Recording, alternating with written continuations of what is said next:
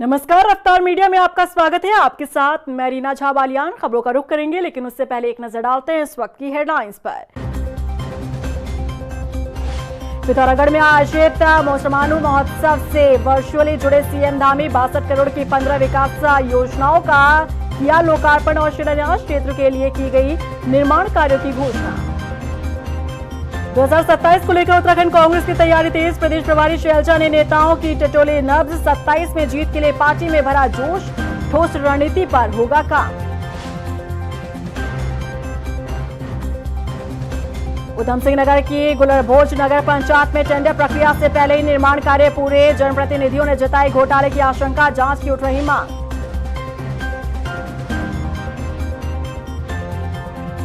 और राजधानी देहरादून में बढ़ रही छात्रों की गुंडागर्दी। कहीं मारपीट तो कहीं हो रही फायरिंग। किताबों से बनाई दूरी। एजुकेशन हब बनता जा रहा अखाड़ा।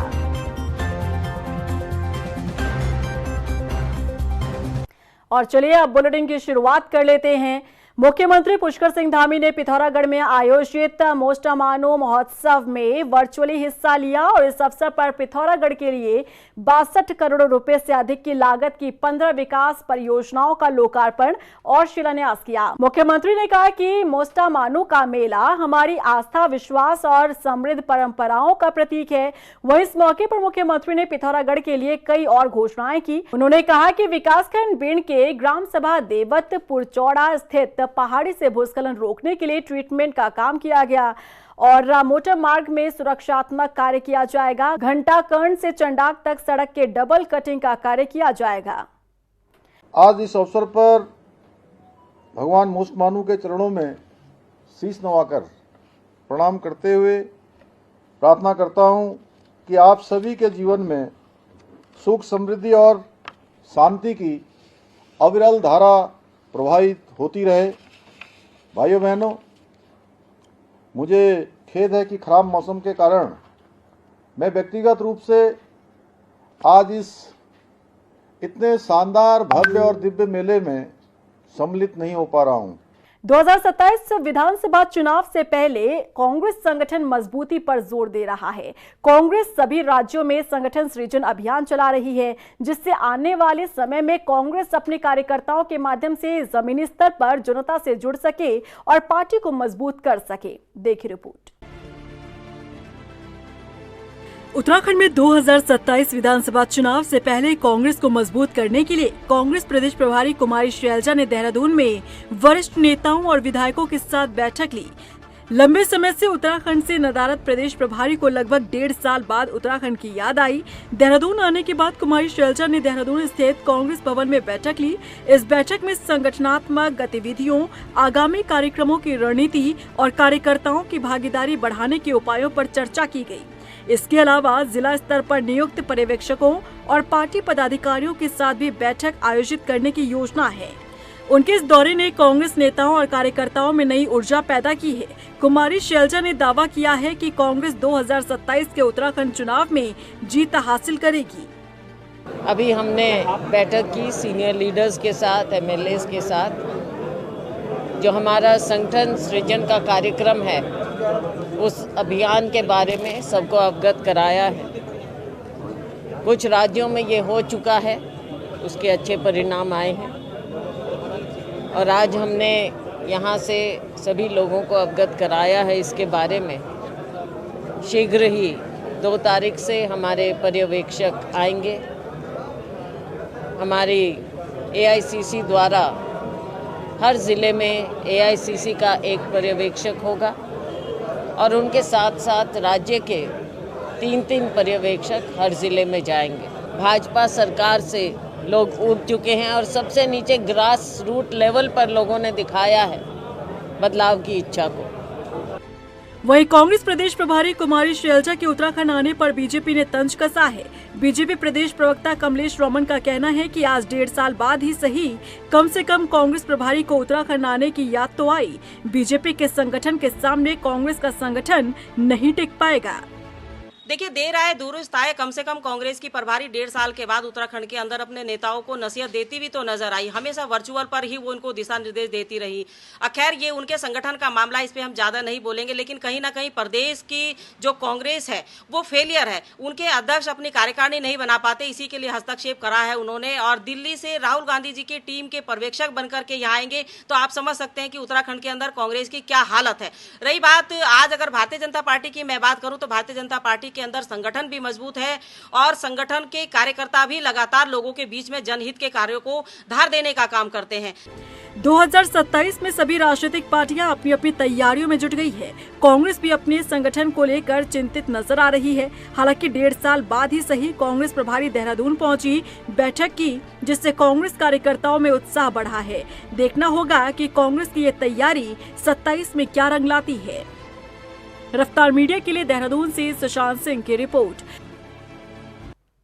वहीं निर्दलीय विधायक उमेश कुमार के फोड़े गए लेटर बम पर बीजेपी विधायक विनोद चमोली का बयान सामने आया। उन्होंने तत्कालीन मुख्यमंत्री त्रिवेंद्र सिंह रावत के सफाई में कहा कि नकल माफिया हाकम सिंह का मामला बाद में खुला और जब इस बात का खुलासा हुआ तो उसे जेल जाना पड़ा। उन्होंने कहा कि बीजेपी संगठन किसी अपराधी को संरक्षण नहीं देता।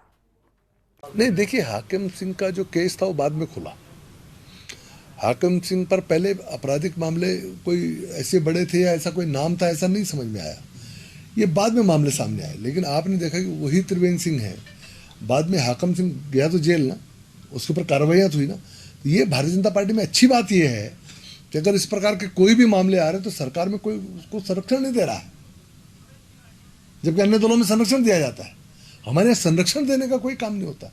अगर किसी ने अपराध किया तो निश्चित तौर पर उस अपराध के आधार पर उसके ऊपर कार्रवाई हो रही है और पुलिस अपना काम कर रही है।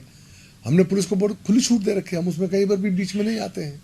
तो ये हटके एक राजनीतिक जो मूल्यों की राजनीति करने का प्रयास भारतीय जनता पार्टी कर रही है। लेकिन फिर भी मेरा ये कहना है कि जो हमारे संगठन में भी लोग जुड़ रहे हैं या जिस तरह के पार्टी का विस्तार लगातार होता जा रहा है, लगातार हम लोग आगे बढ़ रहे हैं, तो इस पर विजिलेंट रहने की बहुत ज़रूरत है और निश्चित तौर पर छानबीन के बाद ही किसी व्यक्ति को आगे आने देना चाहिए। राजधानी देहरादून में अवैध अतिक्रमण पर एमडीडीए विभाग लगातार कार्रवाई कर रहा है। एमडीडीए के उपाध्यक्ष बंशीधर तिवारी की माने तो विभाग की अलग अलग टीमें शहर भर में अभियान चलाए हुए हैं। उन्होंने बताया कि हाल ही में हुई बैठक में ये फैसला लिया गया कि सबसे पहले सरकारी जमीन पर हुए अतिक्रमण को हटाया जाएगा। वहीं दूसरी कार्रवाई उन लोगों के खिलाफ होगी जिनका नक्शा स्वीकृत नहीं है और तीसरी श्रेणी में वो लोग हैं जिनका नक्शा तो स्वीकृत है लेकिन मानकों का पालन नहीं किया गया। देखिए, हम लोगों ने अलग अलग टीमें बनाई हैं और विगत दिनों हम लोगों ने बैठक किया तो फिर निर्णय लिया उसमें कि जो सरकारी ज़मीनें हैं उस पर अगर आक्रमण है तो उसको हम लोग प्राथमिकता के तौर पर हटाएंगे, चाहे किसी का घर बन रहा हो या प्लाटिंग के रूप में। दूसरा, ऐसे लोगों के खिलाफ कार्रवाई करना जिनका नक्शा स्वीकृत नहीं है। और तीसरी श्रेणी में वो आते हैं जिनका नक्शा स्वीकृत है लेकिन डेविएशन है। तो पहले और दो जो हम कह सकते हैं नंबर 1 और नंबर 2 के प्रवृत्ति के और प्रकृति के जो काम हैं उस पर हम लोग लगातार कार्रवाई कर रहे हैं और इसके बाद फिर नंबर 3 का अभियान लगाएंगे। उधम सिंह नगर की गुलरभोज नगर पंचायत में टेंडर प्रक्रिया से पहले निर्माण कार्यों में अनियमितताओं को लेकर एसडीएम से शिकायत की गई। आरोप है कि वाटर कूलर, वृक्षारोपण समेत कई कार्यों में लागत से ज्यादा खर्च किया गया। ऐसे में जनप्रतिनिधि कार्यों में जांच की मांग कर रहे हैं। बीजेपी नेता संजीव भटेजा ने बताया कि पौधारोपण के लिए खरीदे गए पौधों का भाव बाजार से कई गुना दर्शाया गया है और उन्होंने बताया कि कॉलोनी नंबर 2 में इंटरलॉकिंग टाइल्स, पुलिया और फुटपाथ के कार्यों को टेंडर प्रक्रिया से पहले ही करवा दिया गया है। और मैं जो है यहाँ नगर पंचायत में इस टाइम जो घोर अनियमितताएं हो रही हैं उसके संदर्भ में जो है हमने जो है आवाज़ उठाई है। जो भ्रष्टाचार चरम सीमा पर होकर के यहाँ भ्रष्टाचारी नगर पंचायत के अधिशासी अधिकारी और नगर पंचायत के अध्यक्ष के द्वारा किया जा रहा है, उसकी जांच के संबंध में हमने एक शिकायती पत्र माननीय एसडीएम साहब को भी दिया है। तो यार मैं उसमें जांच तो करूंगा भाई, मैं जांच करूंगा पहले भी। मैंने इसलिए मेरा अधिकार है भाई, टेंडर को निकालना और निरस्त करना मेरा अधिकार है, नियम कानून में है। अधिकार मैंने किसी एचडीएम हमारी एचडीएम मैडम का किसी का फोन नहीं आया, सब ठीक है। हमारी नगर पंचायत में मैं जनता ने मुझे चुना है, मुझे अधिकार दिए हैं, टेंडर निकालने का अधिकार भी मुझे है, निरस्त करने का अधिकार भी मुझे है। मुझे क्या कहते हैं, मैं जांच करूंगा, ठीक है। कंप्लेंट हमारे भाइयों ने करी, विपक्ष के भाइयों ने, हम उसमें जांच करेंगे। कोई ठेकेदार ने अगर कोई काम किया है, हम उसमें जांच, हमारा ना उसका वर्क ऑर्डर जारी हुआ किसी काम में ऐसा गलत है, ना हमने पेमेंट किया, ठीक है, हम जांच करेंगे, हम उसका दोबारा फिर टेंडर निकाल देंगे। कोटेशन में तो कभी भी निकाल लो। देहरादून को एजुकेशन हब कहा जाता है। यही कारण है कि दूसरे राज्यों से पढ़ाई करने के लिए हजारों छात्र दून आते हैं। लेकिन बीते कुछ समय में एजुकेशन हब छात्रों के लिए अखाड़ा बनता जा रहा है। छात्रों का किताबों से कम और तमंचों से ज्यादा लगाव हो रहा है। देखिए रिपोर्ट। एजुकेशन हब बनता जा रहा अखाड़ा। दून में छात्रों की गुंडागर्दी, किताबों से दूरी, तमंचों से दोस्ती। देहरादून में बाहरी राज्यों से हजारों की तादाद में छात्र पढ़ाई करने के लिए आते हैं, लेकिन प्रेमनगर क्षेत्र पढ़ाई करने के बजाय छात्रों का अखाड़ा बनता जा रहा है। यहाँ हॉस्टल में रहने वाले छात्रों का किताबों से कम और तमंचों से रिश्ता अधिक हो गया है। बात बात पर फायरिंग की घटनाएं इस क्षेत्र में आम हो गई हैं। कभी गर्लफ्रेंड पर विवाद तो कभी कैंटीन के झगड़े पर फायरिंग। पुलिस द्वारा अभियान चलाने के बावजूद इस तरह के मामले सामने आ रहे हैं। पिछले 1 साल में 3 बड़ी घटनाएं थाना प्रेमनगर क्षेत्र से ही सामने आई हैं। पहली घटना 4 अक्टूबर 2024 को सामने आई। विदोली क्षेत्र में छात्रों के 2 गुटों में विवाद हुआ था। इनमें एक गुट के छात्रों ने कई राउंड फायरिंग की थी। ये घटना 2 गाड़ियों की आपस टकराने से हुई थी। बिगड़ैल छात्रों ने एक दूसरे से मारपीट के बाद फायरिंग भी की। दूसरी घटना 24 मार्च 2025 की है। विदोली क्षेत्र के एक छात्र से झगड़े में दूसरे गुट के छात्रों ने 20 राउंड फायरिंग की थी। छात्र उस समय फ्लैट की बालकनी में खड़ा था। आरोपियों ने उसकी कार पर कई गोलियां चलाई। पुलिस ने इस मामले में अब तक 6 आरोपियों को गिरफ्तार किया। तीसरी घटना 16 अप्रैल 2025 की है। नंदा की चौकी के पास एक हॉस्टल में बीएससी के एक छात्र की जान दिखावे के चक्कर में चली गई। उसने अपनी पिस्तौल दोस्त को दिखाई और मैगजीन निकाल ली। इसके बाद एक दूसरे पर तान कर ट्रिगर दबाने लगे। दोस्त ने ट्रिगर दबाया तो छात्र के सिर में गोली लग गई। अगले ही दिन इलाज के दौरान उसकी मौत हो गई। चौथी ये ताज़ा घटना है, जिसमें थाना प्रेमनगर क्षेत्र में ही शनिवार सुबह नंदा की चौकी के पास गंगोत्री के बाहर फायरिंग की सूचना मिली। इसके बाद पुलिस बल घटना स्थल पर पहुंचा। तब तक आरोपी वहां से फरार हो चुके थे। कुछ दिनों पहले क्षेत्र के एक कॉलेज में पढ़ने वाले छात्रों के 2 गुटों में किसी बात को लेकर विवाद हुआ था। इसी रंजिश के चलते 2 छात्रों ने पीजी के बाहर फायरिंग की थी। घटना के दौरान छात्र पीजी में नहीं था, जिसके साथ पहले विवाद हुआ था। एक दिन पहले ही वो अपने रिश्तेदार के घर गया, जिस दौरान गोलियां चली। तब करीब 20 छात्र मौजूद थे। मुकदमा दर्ज कर छात्रों की तलाश शुरू कर दी गई थी और पुलिस ने दोनों गुटों के कुल 8 छात्रों को गिरफ्तार कर कॉलेज प्रबंधक को निष्कासित के लिए रिपोर्ट भेज दी थी। एसएसपी अजय सिंह का कहना है कि पढ़ाई की आड़ में अराजकता बर्दाश्त नहीं की जाएगी और आपराधिक गतिविधियों में सम्मिलित मिली तो कड़ी कार्रवाई की जाएगी। देखिए, देहरादून हमारी एजुकेशनल सिटी है और यहाँ पर सभी प्रांतों से मोस्टली यहाँ पर छात्र पढ़ने के लिए आते हैं। अभी बीच में हाल फिलहाल ऐसे ट्रेंड देखे गए हैं कुछ सालों से कि यहाँ पर लोग ऐसा ग्रुप बना लेते हैं जो अपने एरिया वाइज कहेंगे या डिस्ट्रिक्ट वाइज या स्टेट वाइज ऐसे कुछ ग्रुप्स बन जाते हैं। और कहीं ना कहीं जब छात्रों में किसी बात को लेकर मनमुटाव या कहीं कोई छोटी मोटी बहसबाजी होती है तो कहीं ना कहीं हथियारों का चलन भी देखा, कुछ मुकदमे दर्ज भी हुए, अरेस्ट भी हुए। और ये ट्रेंड कभी कभी सोशल मीडिया पर भी देखने को आया है कि लोग हथियारों का प्रदर्शन करते हैं। कभी कभी वो फेक पिस्टल्स और ऐसी भी चीज़ दिखाते हैं सिर्फ अपना सोशल मीडिया की रील बनाने में। हाल फिलहाल जितने भी मामले हुए उसमें कोशिश अब ये रहती है, निर्देश है कि जो भी वेपन अगर कहीं यूज़ हुआ या कहीं सोशल मीडिया अन्य जगह शो हो रहा है तो जो कार्रवाई हमारी आम सेक्टर बनती है वो तो की जाए। साथ ही साथ सोर्स कि वह किसके माध्यम से लेके आया, किसी छात्र के माध्यम से लाया कि ऐसा कोई कहेंगे जहाँ ये लोग निवास रहते हैं वहाँ से कोई किसी माध्यम से लेके आया। तो अभी जो राजपुर की घटना हुई थी, चूँकि उसमें हमारे पास एक साक्ष्य मिल गए थे पूछताछ में, एविडेंस में, तो उसको भी हमने जहाँ से वो वेपन मुहैया कराया या जहाँ लिए गए थे उसको भी हमने उसमें नामित करके इन्वेस्टिगेशन उसकी कर रहे हैं। दून पुलिस कॉलेज के बाहर हॉस्टल पर अभियान चलाने का दावा करती है, लेकिन इस तरह के मामले थमने का नाम नहीं ले रहे हैं। वहीं सबसे बड़ा सवाल तो ये है कि इन छात्रों के पास असले आखिर आ कहां से रहे हैं। रफ्तार मीडिया के लिए देहरादून से हिमांशु चौहान की रिपोर्ट। वहीं हल्द्वानी के मोटा हल्दू क्षेत्र के ग्राम पदमपुर देवलिया में गुरुवार सुबह बड़ा हादसा हो गया। बीएलएम एकेडमी की एक निजी स्कूल बस अनियंत्रित होकर सड़क किनारे पलट गई। दुर्घटना में 10 से 15 बच्चों समेत बस परिचालक को चोट आई। हादसे के समय बस में 36 बच्चे सवार थे। प्रत्यक्षदर्शियों के मुताबिक बस रामपुर रोड क्षेत्र से बच्चों को लेकर स्कूल की ओर जा रही थी।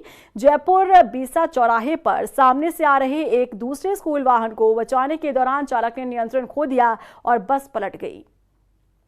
सुबह हमें ये सूचना मिली थी कि एक बस यहाँ पे गोरा पड़ाव के पास में अनियंत्रित हुई है, जिससे क्रम में वहाँ से बच्चों को रेस्क्यू किया गया और ये तत्काल साईं हॉस्पिटल पहुँचाया गया। अभी वर्तमान में स्थिति बच्चों की ठीक है, किसी का प्राथमिक उपचार चल रहा है।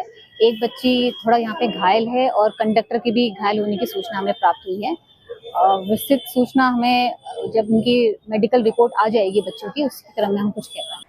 टनकपुर में शारदा रेंज के वन विश्राम गृह परिसर में वन विभाग ने नेचर गाइड सेमिनार का आयोजन किया, जिसमें मां पूर्णागिरी पर्यावरण संरक्षण समिति, एसएसबी, पुलिस जवान, एनएचपीसी, सीआईएसएफ के अलावा सामाजिक संगठनों और स्थानीय लोगों ने हिस्सा लिया। इस दौरान विभागीय प्रशिक्षकों ने नेचर गाइड को कई विषयों के बारे में जागरूक किया। वन विभाग की एसडीओ शालिनी जोशी ने बताया कि वन विभाग नंधौर वन्य जीवों के डर के बिना रहने की योजना पर काम किया जा रहा है।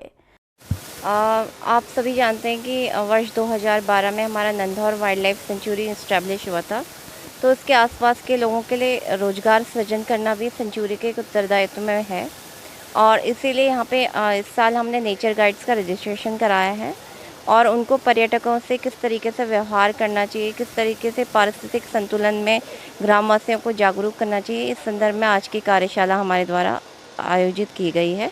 पौड़ी जिले क्षेत्र में बीते दिनों हुई अतिवृष्टि के चलते पाटीसैण गांव में पुश्ता ढहने से कुछ मकान खतरे की जद में आ गए। प्रभावितों ने बताया कि 7 अगस्त की अतिवृष्टि के बाद से मुख्य राष्ट्रीय राजमार्ग से सटे मकान का पुश्ता ढह गया, जिससे उनका मकान खतरे की जद में आ गया। उन्होंने जिला प्रशासन से मकान के पुश्ता निर्माण की मांग की है।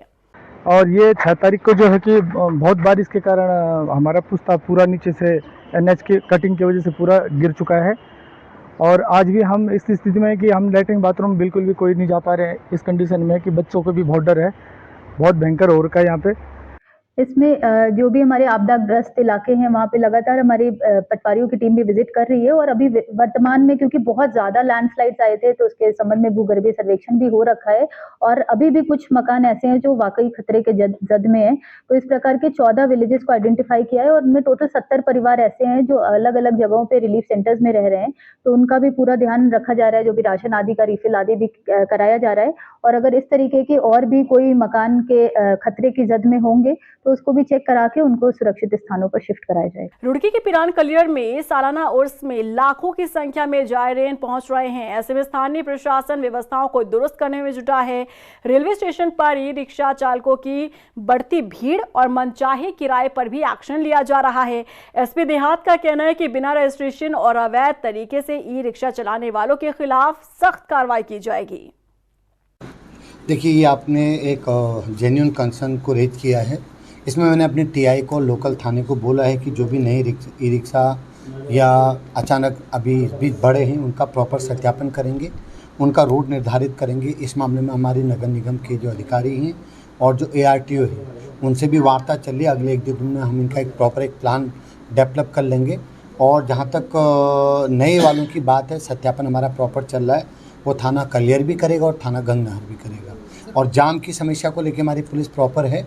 अगर कहीं भी कुछ ऐसा लगा तो उसके लिए स्पेशल अभियान के साथ रूटीन चेकिंग चल रही है। लक्सर के भुरनी खतीरपुर गांव में सरकार जनता के द्वार कार्यक्रम आयोजित किया गया और एसडीएम सौरभ असवाल ने बताया कि इस कार्यक्रम में ग्रामीणों की समस्याओं को सुनकर उनके समाधान के निर्देश दिए गए और कई शिकायतों का मौके पर ही निस्तारण किया गया।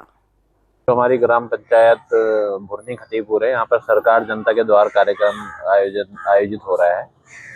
यहाँ पर सभी विभाग के अधिकारी कर्मचारी भी आए हैं और जनता भी आई है। सभी अपनी तरफ से शिकायत रख रहे हैं। इनमें लिखित एवं मौखिक रूप से जनता अपनी शिकायतों से अवगत करा रही है। उसमें ज़्यादातर जो शिकायतें हैं उसमें आई हैं कि PWD से लेकर है, PWD को लेकर इसमें पुलिया बंद करने की शिकायत है, जिससे कि गाँव में पानी भर रहा है और फसल में भी क्षति हो रही है। बिजली विभाग से संबंधित अभी तक शिकायत आ चुकी है और कुछ शिकायतें जो हैं वो जो यहाँ पर जल जीवन मिशन का कार्य हो रहा है वो अभी पूर्ण नहीं हुआ है, तो उसके संबंध में भी शिकायत आई है। उधम सिंह नगर में पंतनगर सिडकुल गणेश उत्सव समिति ने शोभा यात्रा का आयोजन किया, जिसमें भगवान गणेश की कई झांकियों को निकाला गया और भगवान गणेश का ढोल नगाड़ों के साथ स्वागत किया गया। इस मौके पर रुद्रपुर क्षेत्र गणपति बप्पा मोरिया के नारे से गूंज उठा। उधर आयोजक समिति ने बताया कि समिति पिछले कई सालों से गणेश उत्सव मनाती आ रही है और इस साल भव्य कार्यक्रम किया जा रहा है। जो है ये हमारा 14वां वर्ष स्टार्ट हो रहा है और हम हर साल की भांति इस साल भी जो हमारा प्रोग्राम रहता है सेम वैसे ही है। इस बार 27 से 31 तारीख तक ये गणेश उत्सव हम सिडकुल चौक पे मना रहे हैं और इसमें सारी इंडस्ट्रियाँ भाग लेती हैं, जैसा आप सबको जानते ही हैं। और 5 मंदिर से हम लोग यहाँ से शोभा यात्रा निकालते हैं जो सिडकुल चौक तक जाती है। हमारी गणपति जी की यहाँ से मूर्ति जो है हम सिडकुल चौक तक ले जाते हैं। का पूरे सिडकुल पर बहुत कृपा दृष्टि रहती है हमेशा और हम सब लोग पूरे सिडकुल के लोग मिलकर गणेश उत्सव को मनाते हैं और इस बार ये 4वां गणेश उत्सव है और हमें पूरे श्रद्धा भक्ति के साथ पूरा शहर एक हो जाता है और एक होकर जब गणेश जी की स्तुति करते हैं। वहीं जसपुर क्षेत्र में भी गणेश चतुर्थी का पावन पर्व पूरे विधि विधान के साथ मनाया गया। नगर में जगह जगह धूमधाम के साथ भगवान गणेश जी को अपने घर और मंदिरों में विराजमान किया गया। इस दौरान भक्तों में जबरदस्त उत्साह देखने को मिला।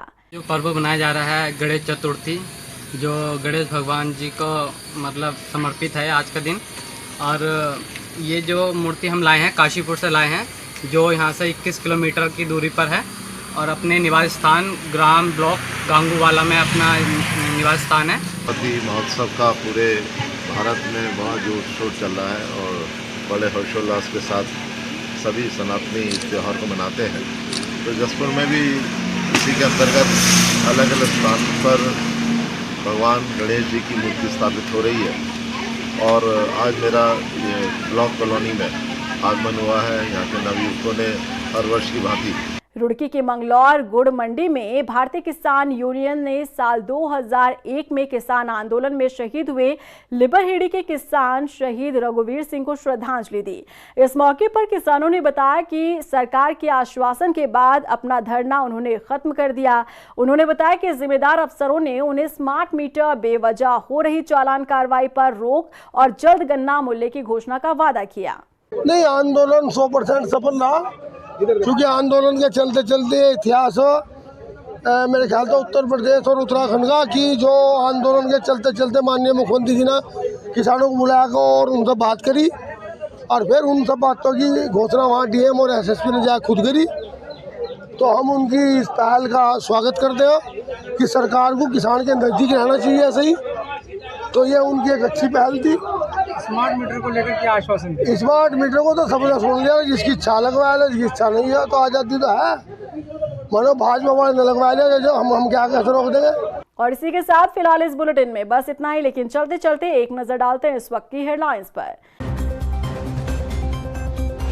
पिथौरागढ़ में आयोजित मोसमानू महोत्सव से वर्चुअली जुड़े सीएम धामी 62 करोड़ की 15 विकास योजनाओं का किया लोकार्पण और शिलान्यास। क्षेत्र के लिए की गई निर्माण कार्यों की घोषणा। 2027 को लेकर उत्तराखंड कांग्रेस की तैयारी तेज। प्रदेश प्रभारी शैलजा ने नेताओं की टटोले नब्ज। 27 में जीत के लिए पार्टी में भरा जोश। ठोस रणनीति पर होगा काम। उधम सिंह नगर की गुलरभोज नगर पंचायत में टेंडर प्रक्रिया से पहले ही निर्माण कार्य पूरे। जनप्रतिनिधियों ने जताई घोटाले की आशंका। जांच की उठ रही मांग।